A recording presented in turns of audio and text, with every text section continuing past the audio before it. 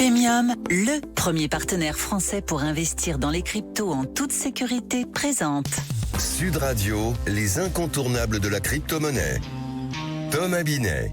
Bienvenue dans ce nouvel épisode d'Oser investir, les incontournables de la crypto-monnaie. Je suis accompagné ce soir de Pierre Noisa, président fondateur de Paymium. Bonsoir Pierre. Bonsoir Thomas. Pierre, on entend souvent dire qu'investir dans les crypto-monnaies est risqué car leur prix est volatile. Qu'en est-il exactement? Et d'abord, qu'est-ce que la volatilité ? La volatilité, Thomas, caractérise les variations du prix d'un actif sur une période donnée. Une volatilité élevée signifie que le prix de l'actif peut changer rapidement dans un très court laps de temps, donc que l'investissement dans cet actif est risqué. Notez aussi que plus l'actif est volatile, plus il présente une opportunité pour réaliser des profits importants. La mesure de la volatilité est donc essentielle pour les investisseurs et les traders. Alors justement Pierre, comment on calcule cette fameuse volatilité ? On calcule l'écart type des rendements. L'écart type est une mesure statistique pour quantifier la dispersion des prix autour de leur moyenne. Plus l'écart type est élevé, plus les prix sont dispersés et donc plus la volatilité est importante. Cela donne seulement une mesure historique de la volatilité basée sur des données passées. Tout à fait Thomas. Pour obtenir une mesure prédictive de la volatilité, dite volatilité implicite, on peut recourir aux options dont le prix intègre les attentes du marché concernant la future variabilité des prix. Mais alors comment un investisseur peut-il bénéficier de cette fameuse volatilité du coup ?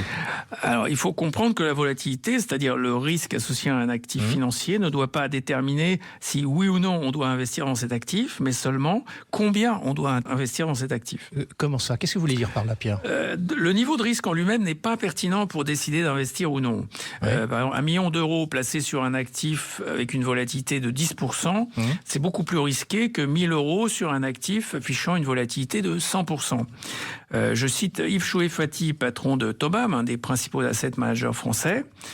Pour un investisseur, le risque en pourcentage n'est pas pertinent. C'est le risque en euros qui l'est. La décision d'investir doit être prise en considérant la thèse d'investissement. Les considérations de risque détermineront, elles, la taille de l'investissement. Alors du coup, on va s'intéresser au Bitcoin très précisément. Quelle est cette fameuse volatilité pour le Bitcoin ? Alors, le Bitcoin a été un actif extrêmement risqué. En 2013, sa volatilité sur une journée se situait autour des 20%. Aujourd'hui, elle est de l'ordre de seulement 2%. Alors comment vous expliquez quand même la volatilité des crypto-monnaies ? Alors, c'est que contrairement au marché des actions dominé par les institutionnels, le marché crypto est encore fortement influencé par les particuliers. Ces derniers, plus sensibles aux émotions, aux rumeurs et aux signaux sur les réseaux sociaux, contribuent à amplifier les mouvements de prix. Un tweet ou une interview d'un entrepreneur tech peuvent suffire à déclencher une hausse ou une chute spectaculaire. C'est un phénomène rarement observé avec une telle intensité sur les marchés traditionnels. Alors du coup, les variations des taux directeurs, Pierre, des banques centrales influencent aussi fortement les prix des crypto-monnaies ou pas ? Absolument Thomas. Une baisse des taux accroît la masse des liquidités qui cherchent alors des actifs générateurs de rendement. On observe alors une hausse des prix des cryptos et aussi des actions d'ailleurs.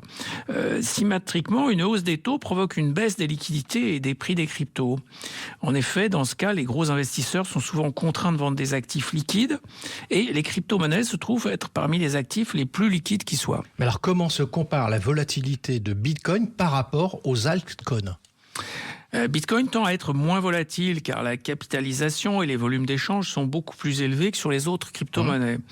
Cependant, les prix des altcoins restent fortement corrélés à ceux de Bitcoin car de nombreux investisseurs ont du mal à appréhender les technologies qui différencient ces réseaux entre eux.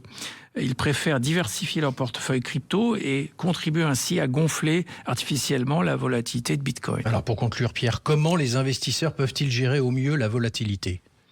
Alors, on peut sans doute faire 3 recommandations. D'abord, adopter une stratégie de long terme à 3 ou 4 ans.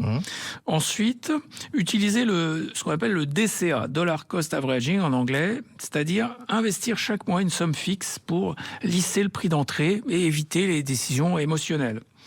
Enfin, éviter le levier des produits dérivés, qui sont une des principales causes de perte sur le marché crypto. En période de volatilité, ils accentuent les liquidations en cascade. Merci Pierre pour votre analyse et on vous donne rendez-vous mercredi prochain pour un autre numéro d'Oser investir, les incontournables de la crypto-monnaie. Et pour ce qui me concerne, rendez-vous dimanche matin dès 9h25 dans la matinale week-end. Sud Radio, les incontournables de la crypto-monnaie.